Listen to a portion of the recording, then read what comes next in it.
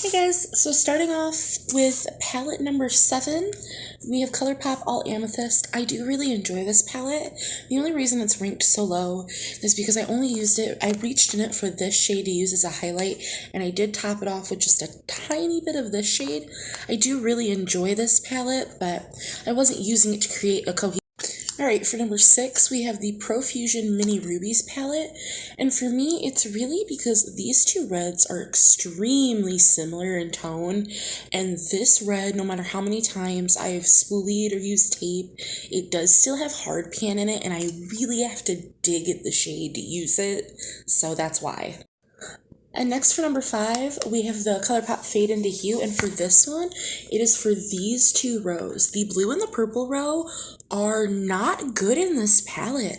The purples compared to their other purple palettes are trash, and these blues I cannot get to show up for anything in this blue shimmer in particular. Next we have the Cara Beauty Yummy in My Tummy palette. I really like the look that I created with this, but this barbecue shade, when I tried to blend it out, it blended away into nothing, and I kept having to layer and layer and layer, and it kept blending away. Poof, gone. And so for the top 3, I wanted to give a little more love to. In third place, we have the Violet Voss Essentials 2 palette, which this is in my project pan. And the reason this is number 3 is simply color story compared to number 2 and number 1.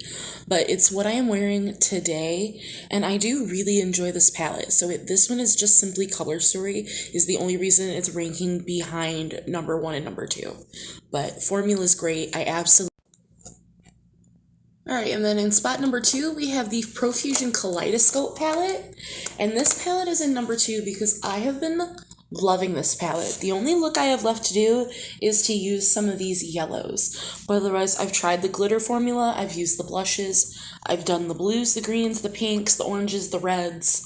I've used everything else except the yellows, and the formula is great, everything. I love this palette so. Alright, and drum roll please for palette number 1.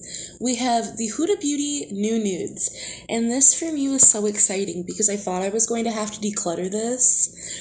I have been trying to make this work for me for years.